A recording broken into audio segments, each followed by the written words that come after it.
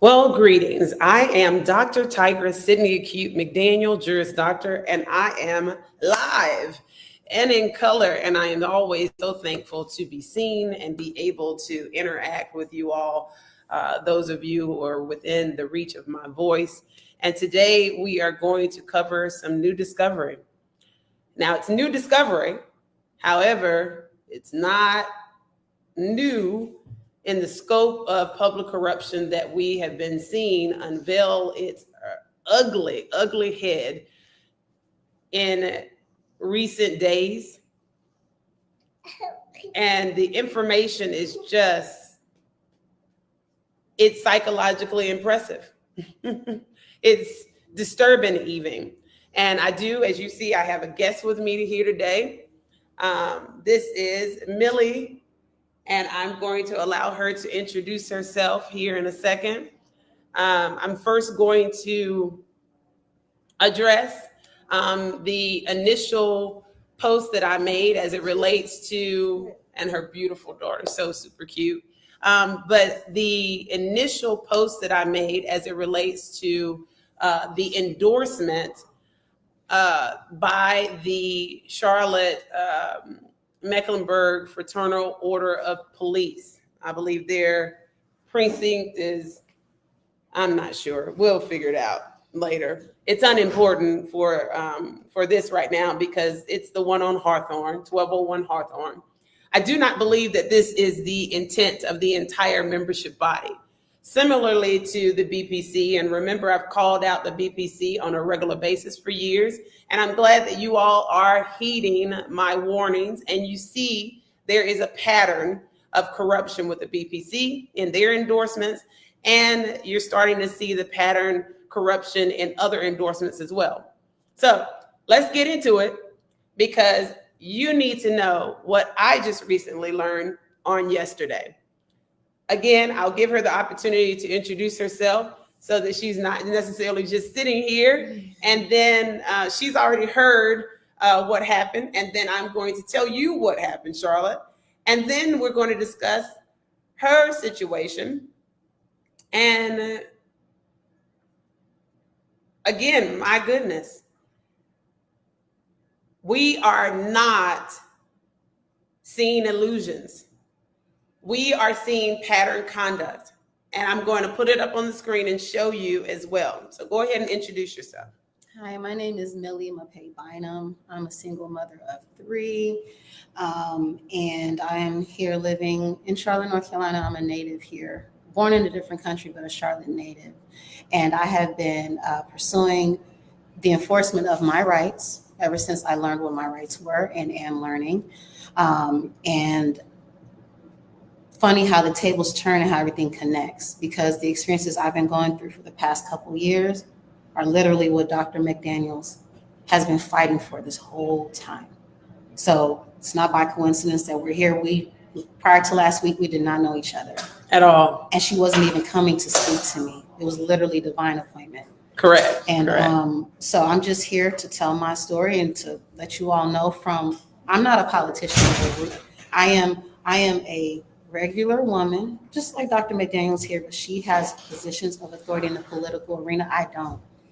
I'm just a consumer. I'm a mother, just like she is, just like a lot of you are. And basically, I'm telling you, this is coming from someone who was on the same level as most of you watching. So this is not something that's being made up. It's not connected whatsoever, but it's mind-blowing what we both realized today after speaking for the first time in this setting.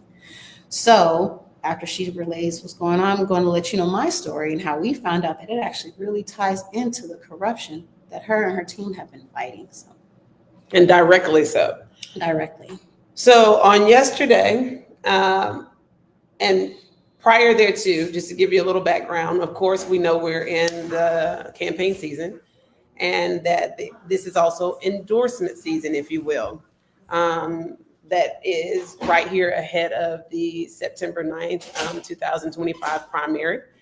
And the Fraternal Order of Police here locally has given candidates the opportunity to seek their endorsements. Now, normally I don't seek endorsements, but I have intentionally sought the endorsement of the Fraternal Order of Police. And the reason being is because of holding them accountable. And when we see how our high-level officials for these agencies that are the hinge pins for any any city government and our civilization at its core, we're talking about public safety, health, when we're talking about who doctors or medical professionals would endorse, who the EPA locally, our local branch of EPA would endorse, who the police would endorse. All of those are very telltale signs of the landscape of our political state. And I have held them accountable in every election cycle, and this was no different. And at the initial interview, I spoke directly to them. And I told them that their endorsement pattern was very telling, very questionable, because there is no other reasonable choice than me as it relates to their endorsement, and their failure to endorse me speaks volumes. And they have done it again. But this time, ironically enough, Brendan McGinnis, their clear co-conspirator in their endorsement decision, he actually messed up. And I imagine that when the Fraternal Order of Police sees this, they'll probably have an emergency meeting with Brendan McGinnis, as they should, because his arrogance just got him caught up.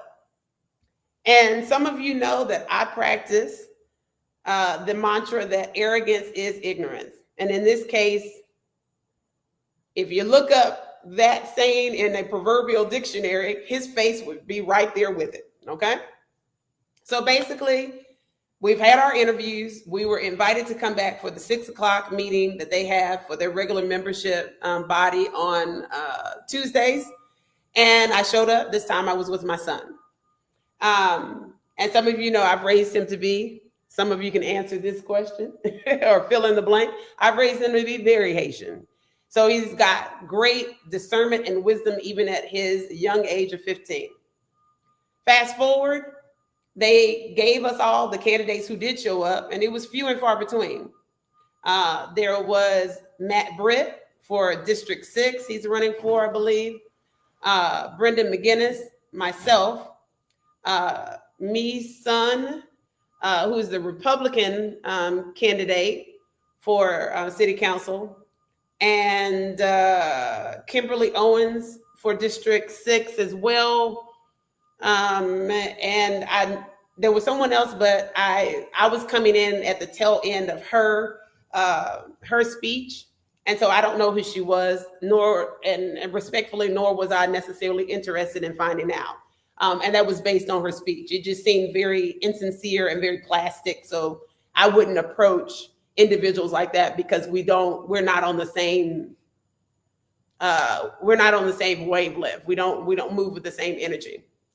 That being said, I was the last to be called after Brendan McGinnis, and I noticed that Brendan McGinnis, which was very interesting, he number one seemed very nervous in his address to the Fraternal Order of Police. And I thought that was interesting.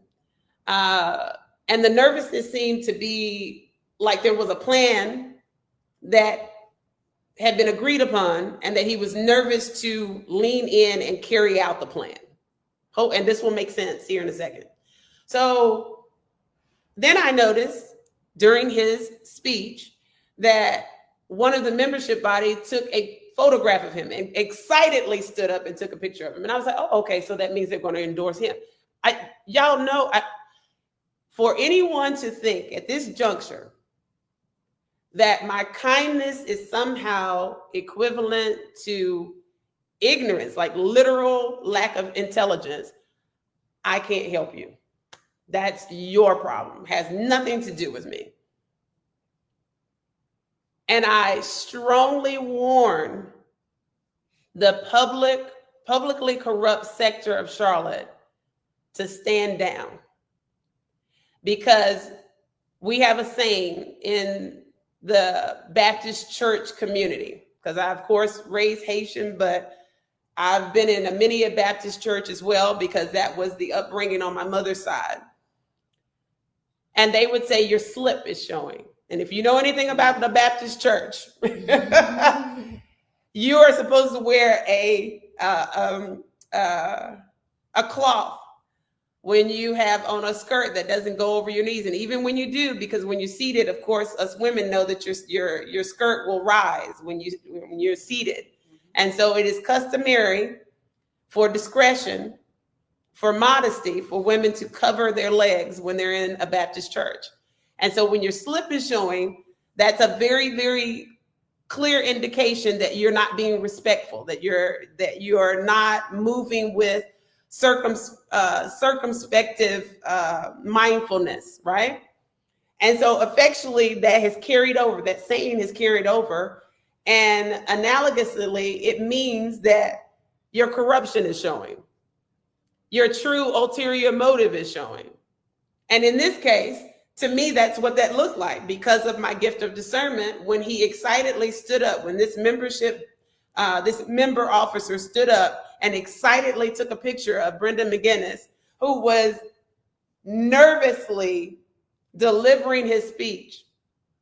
And there was nothing else to be excited about, because he didn't said anything to excite anyone. So then you can reasonably infer then that there was already an association. Conspired association. Okay. And so no problem. I got it. Heard. Because at the end of the day, what I teach and what I reiterate over and over again is how you vote and how you endorse is not a demonstration of my character. It's a demonstration of how you value yourself. And during that very same meeting, when it was my turn to get up, and again, I was the last one to speak, and it was appropriate for me to be the last, I addressed it head on. For some of them, I think it went over their head. And I reminded them that your endorsement patterns have been a little suspect, homies, major suspect. So let's see what you do this year. And I ensured them that I am not directly affected by their endorsement pattern, however corrupt. And that more importantly, the charlatans at large are affected by it. So I'm not necessarily concerned, if you will, about how their endorsement will affect my viability in this election, because I know you're paying attention. And so I'm reiterating that fact. And again, the biggest concern is what they communicate to Charlotte at large when they endorse someone like Brenda McGinnis, and for these reasons that I'm going to tell you right now. And it's so interesting because whoever conspired, whoever got together. So I know that the Charlotte Fraternal Order of Police is going to watch this, because I'm going to send them an email as well. Because I'm going to tell them to stand on business. Don't email me anymore for legal advice. Because number one, I'm not licensed. I've already had to remind them of that. I'm not licensed. And the only way that I would be able to use my legal expertise would be through liaising with legal acumen in the seat of mayor. And this is going to make sense. We get into it. So basically, after we gave our speeches, and I ended with the quote that I always say to my anyone within the listening reach, I always end with or start with what I learned from my father. He would always say that standards only offend those who have none. Okay? And they told us, okay, now you can leave the meeting, but you don't have to leave the property, and you are allowed to come back in after we discuss the endorsements. And they said, we're not going to release our decision today, but we are going to make a decision today. Okay, no problem. I already knew. I just told you, I already knew what they were cooking up. Me, my son, we head out. Okay, my very Haitian son, we come out and we're standing in the front area, right at the door. Immediately thereafter, Brendan comes out, and he's still looking very nervous. And I did read that initially, and I also read that my son seemed to be on high alert. And I wasn't sure why. I honestly had dismissed it, just thinking that, maybe I'm overthinking what this is. Ironically enough, moments later, Brendan asked to speak to me and motioned very in a very stealthful, in a stealth and criminally lurking type of way, like, come over here for a second. Let me holler at you. And I'm thinking to myself, really? And my son followed us. And then I noticed that Brendan seemed to be a little nervous and looked back to see that my son was following us, and looked back with kind of like, no, without any spoken words, kind of like, no, I need to talk to you in private. And so I motioned to my son, who continued to proceed with us. I said, son, just stay right there. I'll go over here. And I could tell that my son was still on high alert. Brendan then asked me, why are you in this race? Are you in this race for winning? Or are you in this race, or are you in this race for just winning the race? Or are you in this race just because you have, this beef with Vi, and you're just running against her, and you just don't want her to be in the office? And you all should already know my answer to this question. So initially, the question was off-putting. It was disrespectful. It was a show of being in bed with corruption, or at the very least with having some ulterior motive that was completely anti my entire philosophy of life. So the first question that I asked him was, have you actually looked at my platform? Because your question suggests that you haven't at all. And you all know me to be very consistent. I don't hem and haw. I make declarative statements, and that's because of my dad, not my mom. My dad wrought in me, reminded me constantly to stand on business. He would always say that you should be able to make a declarative sentence without hemming and hawing. And as you become an adult, your yes should be yes and your no should be no. You should be able to stand on your declarative statements. And so I addressed him. And as you can imagine, this conversation quickly devolved. He devolved.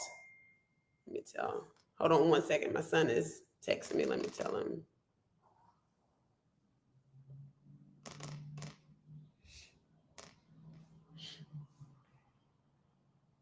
He wasn't happy with my answer. And my answer, because I've talked to y'all about this many a time before, in person and through this virtual forum. Brendan, I don't view winning elections the way that most people or candidates view winning elections. You've heard me say this many times over. Even when I don't win an election, I don't lose. Now, of course, I understand the nature of winning and losing. So I'm rational, and I understand that if I don't get enough votes to win, then I technically lose. I understand that part. But I have reminded you over and over again that I am the primary beneficiary of all of my assets. So when I run for office, it's not like I have to leave I don't have to leave my Juris Doctorate with y'all. I don't have to leave my doctorate for science with y'all. I don't have to leave my master's degree in economics with y'all. I don't have to leave all of my experience in the federal arena with y'all. I don't have to leave all of my experience in business with y'all. I don't have to leave. All of that stuff stays with me. And technically, you lose when I lose. So fast forward, he wasn't happy with that at all. And I thought that maybe that would end the conversation. But he leaned in and he revealed his true intentions. He revealed what he had clearly been conspiring, trying to make, and evidently, again, trying to make backdoor deals with those who would endorse him.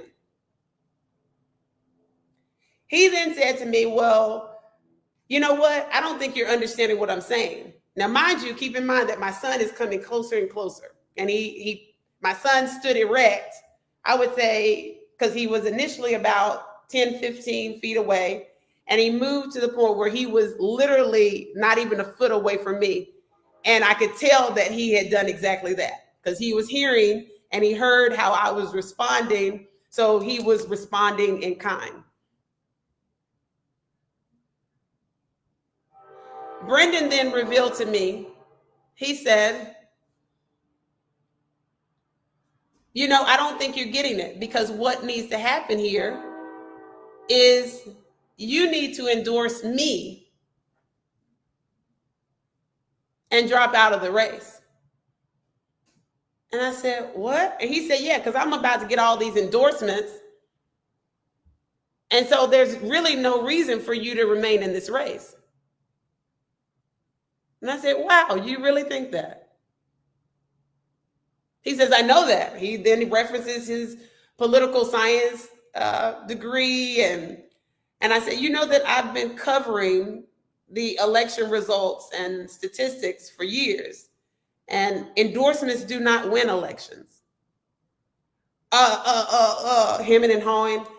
I don't agree with that. Well, the first example that you have of that is me.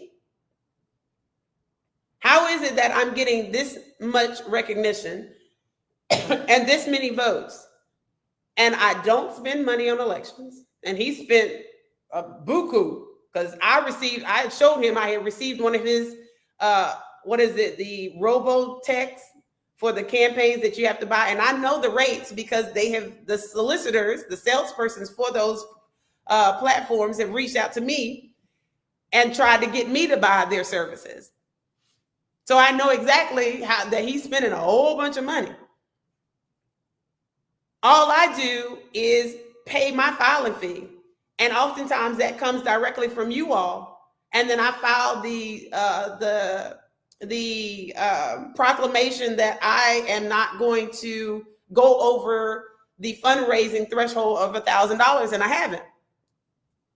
I've raised $575, something to that effect, in this election cycle, and $461 of that was for the filing fee. So I said, I'm an example of what you say is not possible. And quite frankly, I think that's a compliment.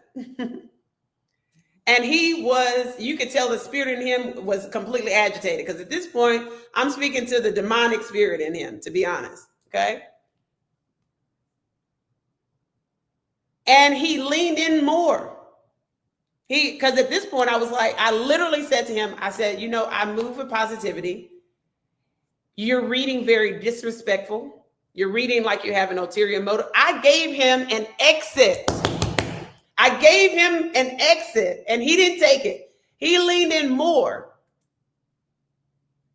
and revealed more of his corrupt intent and the conspiracy that clearly can be inferred from his statements. He then told me, well, I still don't agree with you. And yeah, I recognize that you have all these votes and I see that you have the respect and all this kind of stuff, but I'm going to win this election because of and I'm getting all the endorsements. Then he proceeds to tell me that He also ran against Sherry Beasley. Y'all, this is our former Supreme Court Justice, Sherry Beasley, a black woman. And he says, I ran against her to help her. Well, excuse me. He said, I ran against her. And I said, yeah, I ran against her to help her. And I said, wait, I want to make sure that we're clear here. Because at this point, we're talking about the mindset is delusional at this point, okay? I said, you come again? I want to make sure. Can you please verify to whom you're speaking now? Remember, she's already heard this story. To whom? I want to make sure that because there have been a lot of candidates. You're talking about Sherry Beasley, our former Supreme Court Justice. Yeah, I ran against her to help her. What? At that point, I said, you know what? I do not RSVP to this conversation. I decline. Do you think he left me alone? Honey, no. He continued on and then said to me, and almost let his entire facade of democratic nature go. You could tell he was holding on to it tight. Like when you look in those movies, not look in, but when you watch those movies that depict spirituality, but they personify it, in reality, and you see how their face will deform and reveal their true nature. This is what I was seeing with him. You could tell that he was trying to hold it back with everything. And he was angrily telling me then, there are 27 Black people already on the city council and the county board of commissioners. We don't need anybody else like you. So, well, all right. Heard. And I looked over at my son and he looked up and I said, again, I don't RSVP to any of this. Not any of it. And I explained to him that, number one, the irony of this is that when I first started running for office, and it's the reason why, because I asked him, I said, do you know what the tagline is for my campaign? And he hemmed and hawed, and I had to answer for him. It's See Tigress Run. I said, do you think I did that in vain? I've told you all a million of times that I knew that a candidate like me would be a slow adoption process. Because when you look at my resume, I look more akin to the average white cis male. And I look like I would fit the mold of a Black woman who sold out, as opposed to a Black woman who's on the right side of justice, who also happens to have a very diverse background, an unrivaled background that is more common for our white counterparts. He still didn't get it. He was still in his mind. And that's what I mean by corruption corrupts. It corrupts the mind. They can't even think properly. He didn't walk away then. He still continued to lean in as if he were right.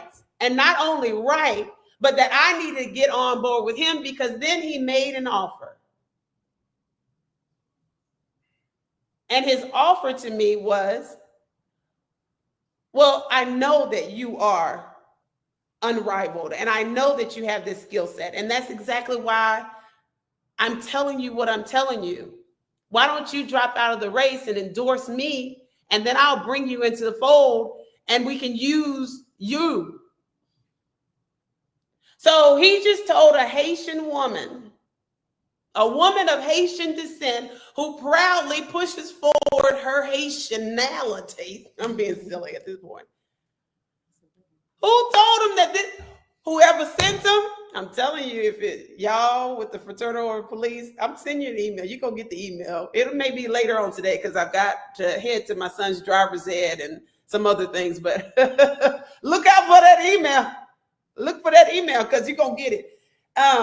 You can block me if you want to, because and if I need to, then I will just put it. As a matter of fact, well, y'all already know I am. The email that I send, I'm also going to put on this platform. So it will be transparently, publicized. But the fact that he said to a proud woman of Haitian descent, He gave me an offer to enslave me. So he already acknowledged himself having a colonizer mindset, that he takes issue with all the blackness in our city council and our county government right now. Saying this to me, to my face, the arrogance, the caucasity, with my son within an earshot.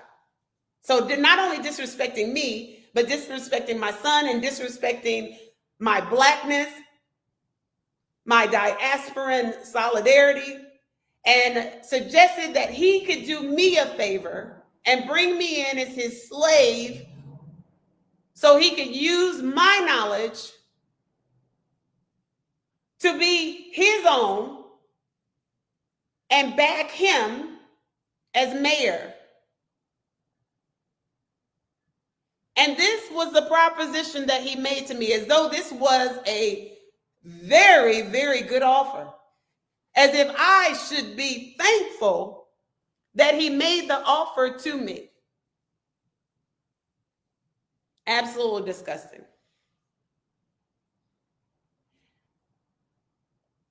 The answer was, the conversation is over. And I find it very interesting that you are dwelling in a space of arrogance. I don't find it implausible because I know the arrogance is ignorance, but I find it very interesting that you would even act upon any of this, that you thought that this was a good idea to come and tell me. And y'all knowing that I'm very transparent. He had to know that this was going to go live the next day. You had to know. He had to know. And if he's confused about it, then wow. And for the Fraternal Order of Police to be out here trying to stand 10 toes down and talk and call out our city government and our county government, and then to have this alignment, this conspired alignment, because it's inferred by their conduct. We're not even talking about an implication. It goes beyond, it exceeds the threshold for implied and goes into a direct inference that can be made that they have come together behind closed doors and they have conspired to make me an offer to be McGinnis's slave. Heard. All right. So we already know how that goes. I also reminded him, after, of course, reminding him that endorsements don't win elections, especially now that people realize that the endorsements show a pattern instead of corruption, corrupt alignments. I reminded him that Vilal's only got 50,000 votes in the last election, in a November election, after she had stole the Democratic primary. I reminded him that there are almost a 500,000 registered voters. I reminded him that Charlotte decides. I reminded him that only 800 people have voted in early voting thus far, out of 7 days of voting. They're not confused. Charlatans are very smart. You all are very intelligent. I can see. I don't play with y'all, because I know you when you speak, I know we best listen.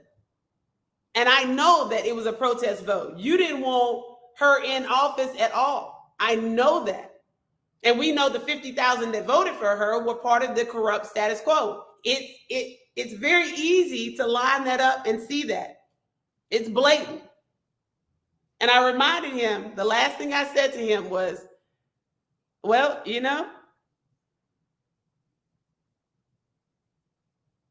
Charlotte decides. And based on what we're seeing right now, Charlotte may decide not to show up at all. They may not even elect me, even though they know that I'm their best candidate. I've heard some of you say that you have completely checked out. And yet, I receive messages all the time. Tigress, I support you, but I am sick of this political arena. And that's why I didn't vote. And I wanted you to know that you have my unwavering support. Some people have said that you'll have, referring to me, you'll have my support after Trump is out of office, because right now we just completely disconnected. Now I'm asking you to stay connected, because this, Brendan McGinnis, represents what we do not need in office. He represents exactly that which you are demanding reform for. And I can't believe that he thought it was safe to tell me. All right, so anyway, now we're gonna move on, because that's what do they say? Y'all know how I am. What do they say? Y'all got the saying that say it goes around TikTok, the viral sound where it's like the take the trash out. And I tell y'all all the time that I'm accustomed to valet trash. So the trash took itself out this time. All right, so there we go. We go back to Millie here. Remember, we talked about Judge Roy Wiggins. He is now the chief district court judge for Mecklenburg County. And we've been noticing a pattern. And remember, I told you that I have given them notice that I have agreed to be a prosecuting witness for the FBI. And so I just met Millie. What is it, 4 days ago, something like that? Mm-hmm. And I have been asking people you've seen, I've put out, please tell me if you feel comfortable, please reach out to me and share your experiences with this judicial district so that we can actually bring awareness to it and that we can advocate for one another so that we can demand reform. Because Jeff Jackson, you need to get on your Zoom. You need to get on your Zoom. I've already called for, the arrest of Paul C. Ridgway. I've called for the arrest of Augustus Graham Shirley. I've called for the arrest of Howard Penny. I've called for the arrest of Phil Berger, because they're cutting up. They're cutting up with a Trump agenda to completely rip apart, tear down our democratic process, to completely corrupt our judiciaries. I'm Jeff Jackson, get it together. You say you're a good guy. You say that you are the true Democrat and you've got this attorney general position. You are enjoined by your oath of office to do the right thing. So I'm going to let her tell you what Judge Roy Wiggins just did. And then I'll put it up on the screen so that we see, because the pattern is the same for DeCarlos DeJuan Brown, where you have a suspect who has a history of violent crime and drug dealing. And Roy Wiggins seems to be very soft on that. He seems to be very cool with it. And we're gonna talk about the conclusion, or I'm gonna tell you what we have concluded based on their pattern conduct once she's done. Thank you. Okay, so for those of you who do know me on social media or in person, know that I have been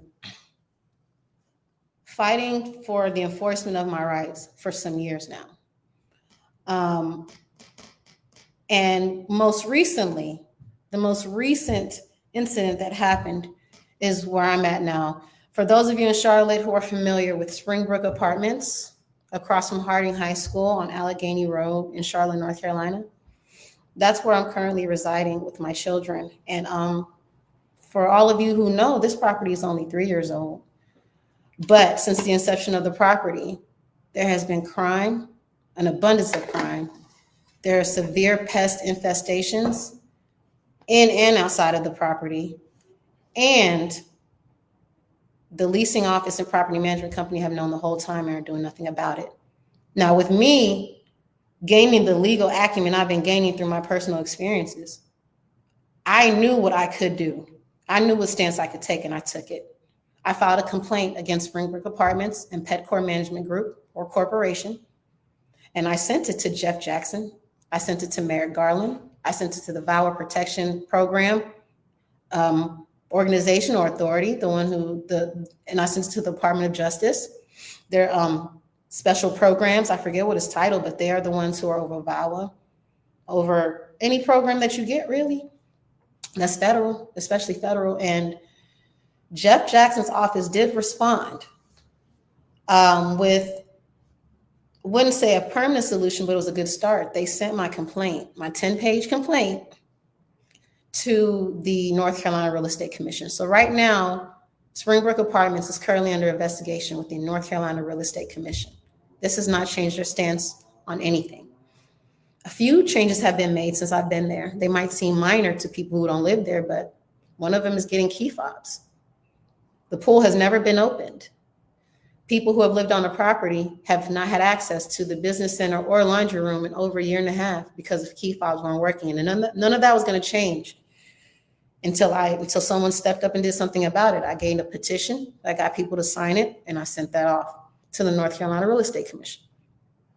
Most currently, though, I was violently assaulted on the property by an ex, someone I started to date on the property, someone I thought was trying to get their life together, just to find out that this person is a violent criminal that should not be on the property whatsoever. His name is Tavon Smith. He goes by Tay. He's well known in Springbrook Apartments.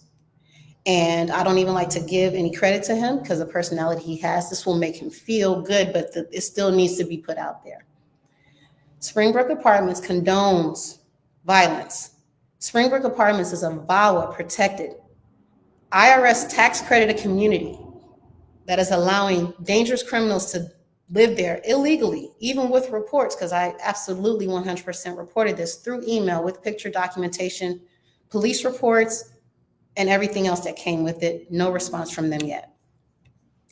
So I have updated that with the North Carolina Real Estate Commission, and it came to a head today when I came to meet Dr. McDaniels, and with her having the legal acumen she has, she was able to do a deeper search into my case just to find out that this Chief Justice, this Judge, Roy Wiggins, for one, took the arrest warrant that was issued by Magistrate Wilson, took that to where she had Tavon at no bond and his release was denied for any reason. Somehow, I'm just finding out this in real time. That today, before we went on live, that Roy Wiggins amended it, took it from no release to release issued with only a $5,000 secured bond, meaning Tavon only had to come up with $500, and not even that, less than that, because as many people may or may not know, and I'm just learning, when you have a bond of that nature, many bail bondsmen are willing to work with you on a payment plan. So if anything, this violent criminal could have gotten out for $50 to $100. And there's no reason, I was never notified. I literally, the way you're seeing it now is when I see it. Your release is not authorized. This is how it started on the 26th. But then he was released on the 26th. And when I asked the DA's office, they told me he was still in jail on a $5,000 unsecured bond, meaning he would have to pay the entire amount. When I go on there and look on the same search engine they used, it says secure, and he's out. He was released on the 26th. So I just wanted to highlight that the corruption that Dr. McDaniel speaks of is very real, and I didn't know how prevalent it was until now. Bond posted the same day, release order modified the same day that his release was denied. How did it happen so quickly without my knowledge? And how did it happen, period? When two magistrates saw fit that this man, Tavon Smith, should not be on the property or anywhere near me. It says it on there that he cannot be anywhere where I reside or work, and I work from home. Yet when I called CMPD, Officer Calabrio told me that it's not technically a violation because he lives here. I reminded him that he's not supposed to be living here. He's not a leaseholder. He's an unauthorized person, and I am actually an authorized leaseholder. And tell them about how they posted up against you as it relates to a notice of violation, which was retaliatory. Yes. So the same thing, the property management company, excuse me, sent me a violation notice saying unauthorized individual living in my home, referencing my youngest daughter's father, who was there to visit his daughter and to help me during the days, since he works at night, help me during the days while I work from home. I reported a previous security incident where the security team from Inline Defense, Officer Michael Westervelt, was taking pictures of us while patrolling. When confronting him, he said that he was ordered by his boss to do so, yet he would not tell me who his boss was. I made it clear I would report him if he did it again. Excuse me. He did it again. And this time I told him I was reporting him. And he wouldn't tell me who his boss was, but he was very interested in knowing what the apartment agency had to say when I said I presented this information to them. So they ended up giving me a violation notice for that, just simply because I reported him. They said I was harassing staff. Actually, that's how it started. Said I was harassing staff for even sending an email about it. That led to the unauthorized person living in my home when I followed up with questions. They can give me a violation notice for my child's father visiting my home to see his child and help me co-parent, excuse me. But they refuse to remove this dangerous man from this property who's not supposed to be here, who can be proven that he's not supposed to be on a property, and who was almost violently killed the year prior for viciously slapping a Caucasian woman for supposed racial slurs against him. They have not removed this man or his family. So I just wanted to be known that Roy Wiggins is a part of this. I didn't even know he was corrupt. I didn't know this man's name prior to today. So to see that the corruption that Dr. Tigress McDaniels is trying to expose is directly linked to my case, and we have not known each other more than 5 days. More than 5 days. She didn't know what I was bringing her today. She didn't know what I was bringing her today. At all. I didn't know what type of cause of action, nothing. When we met at the courthouse, she wasn't even there for me. She was there speaking to someone else. And I heard what she was saying and I asked for her information. So this is our first sit down conversation. She knew nothing of this. But her research exposed to me that this same judge, Roy Wiggins, did the same thing he's been doing in other cases, obviously. Tavon is a dangerous criminal. He is a petty thug who sells and does drugs, and he violently attacked me without just cause and without my knowledge, with my due process being completely violated. He has been released when he was originally ordered to not be released because of his violent criminal history.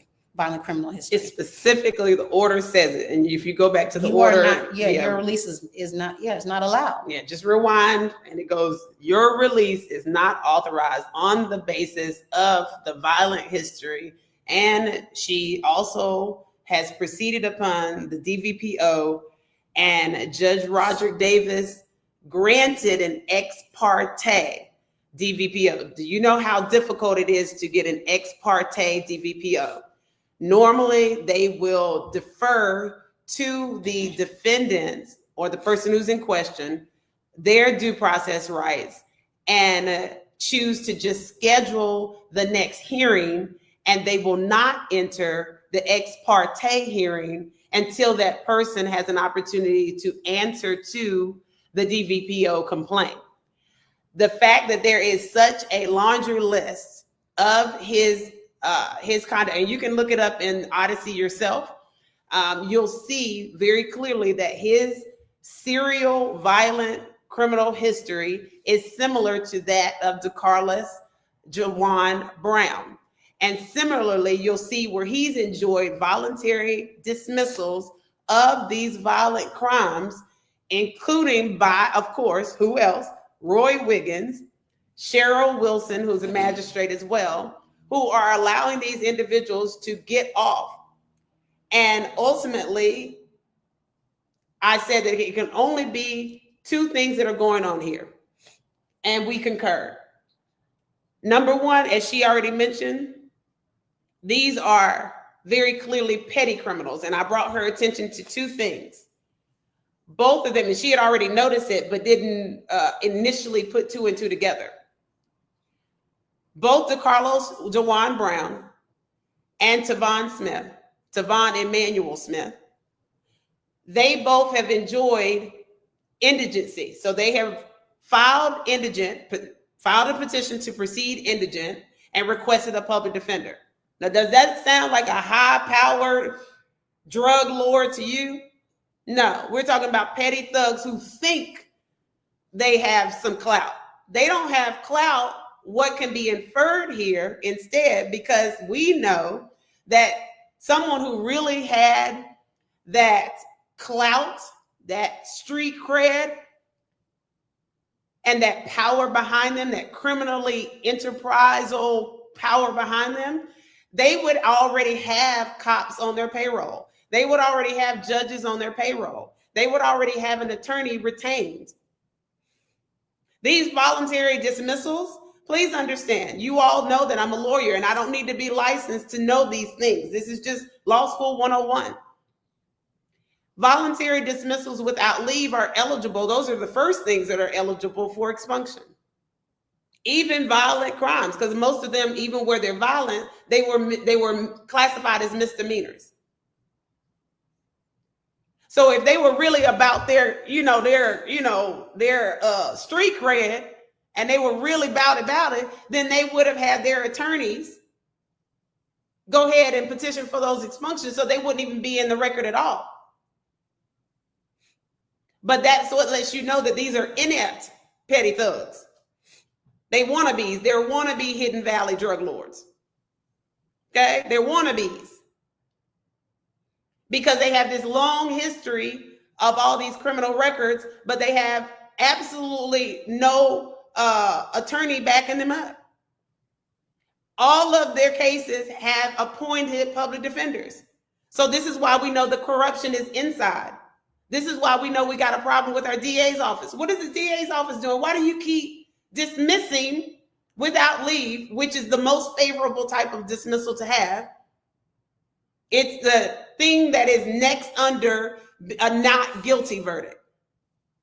Because a lot of people will tout a voluntary dismissal without leave as, oh yeah, I was found not guilty. It's not the same, but it definitely is the next best thing.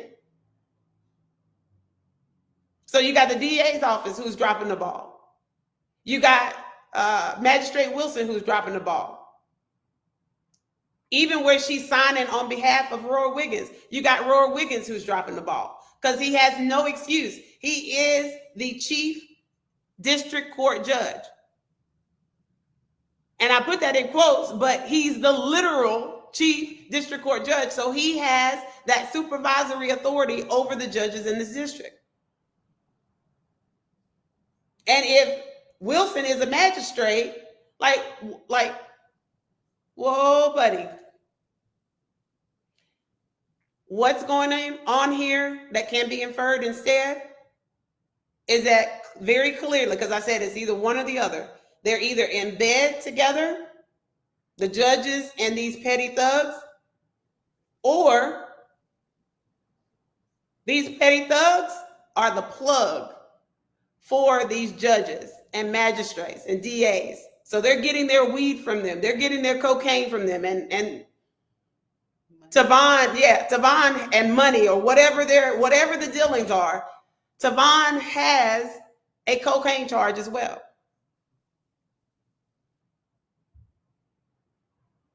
And that's just criminal psychology 101. That's just forensic analysis 101, because very clearly, if they were about it, then we would see the attorney on record. We would see the petitions for expunction. None of these cases let's go to it real quick and then because I don't want to be here too long, because we'll definitely go live another time, but these are the search results. And we just did this in real time. So understand, let me pull this up, share the screen real quick. This is in real time.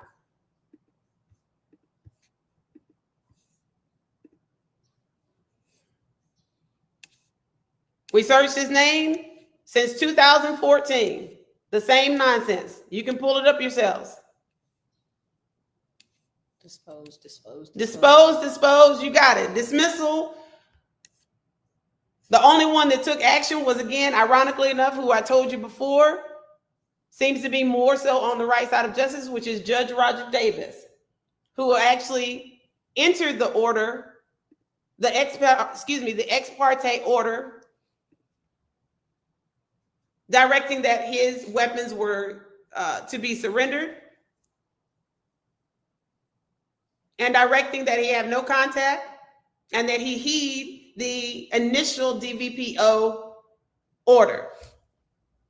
And yet he is now on the property because of Roy Wiggins. He is not a tenant. He's not on the lease.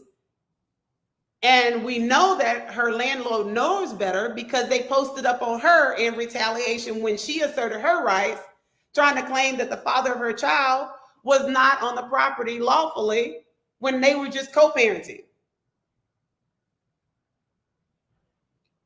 A father visiting his child at the mother's address on a regular basis does not constitute a violation of a lease agreement as it relates to tenancy. But a violent criminal who has a DVPO against him right now, who is not a tenant on the lease, now that does constitute a violation. They refused to do anything. The police told me, Officer Calabrio, yeah, I'm putting you out there, and whoever the other two were with him, they were hiding, but there was a female officer and another officer, male officer, I couldn't see him. But they literally set out their mouths.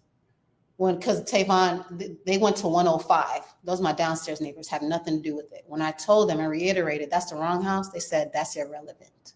Yeah, the obfuscation. Like they were trying to do the bare minimum and bounce and not take proper action in this case. At all. They completely evaded. And their sergeant, who I demanded to speak to, Sergeant Hendricks. Hendricks, he's literally kept just repeating, we have done our job. So when I asked him what was the purpose of the DVPO, he said he's not to threaten, intimidate, or injure.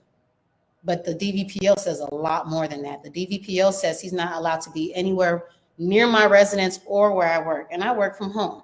His mother lives in the same building as me, so he's always near my residence. The same building. So this gives on the other end. This gives him the opportunity all the access he has. You got to waylay her at any time he feels like it. If he wants to pop off, he can pop off. And that is a problem. And it's like what people get concerned about. Victims of domestic violence, they get so concerned, and their concerns are valid because they're like, what do you want me to do? I'm supposed to just throw this paper at him? If you're not going to do your job, officer, I'm just supposed to throw a paper at him? He's going to go away? He has a gun. He carries guns. He likes to use them. And you said an AR-15 they had? Yeah, they confiscated that. He had 2 rifles, military assault rifles. They confiscated, and then he always carries his .45 on his right hip. And he uses it. He has shown me while we were together, he uses it to intimidate people, especially women, by pointing the beam on them. These are all reasons by why. Pointing the beam. He has 2 beams on that one gun. One is purple, one is green. And he likes to threaten and intimidate people with it. He shot in my neighbor's balcony across the street, created a full-on war where the neighbor's family was threatening to come to my home, his mother's home, and all of that. Another female, smaller than me. And then he slapped a woman viciously. Slapped her, knocked her to the ground. And that's also in the that's in the records as well. Feel free to look it up. Last 4th of July, he almost lost his life that day. Yeah, it shows. It's called Simple Affray. For those of you who are not familiar with it, and simple doesn't mean simple in the terms that it would mean colloquially. It just means when you're talking about simple assault, you're just talking about a very straightforward type of situation. It's a very direct form of a commission of a crime. It doesn't mean simple as in petty, okay? And so simple affray, that affray is an assault. So you have the information. We're going to go over these things in further detail. I'm going to be bringing more individuals forward, and we're going to use this platform for exactly what I intended it to do, in addition to everything else that we need to do.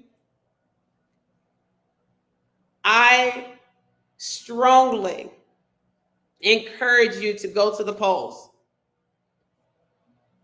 And you know that I don't do this because I tell you all the time, if you want me in office, then you take your ass and vote. I don't simp for votes, and I'm not simping for votes now, but I am telling you that there's a very real sector. We already knew that there was a very real sector of corruption here, but now there's a very real, and they are moving with what I perceive to be desperation, because for him to think that it was okay, for him to say, okay, him and the Fraternal Order of Police to get together and say, okay, go ask her, go make the proposition. It's going to work.